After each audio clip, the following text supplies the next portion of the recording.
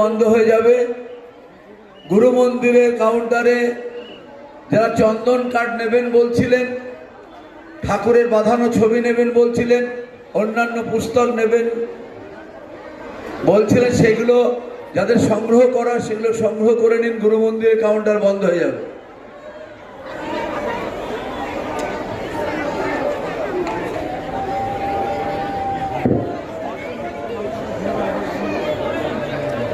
Hello, mic man ভাই একটু ইকোটা দিও, একটু ইকোটা আর বেসটা একটু দিও।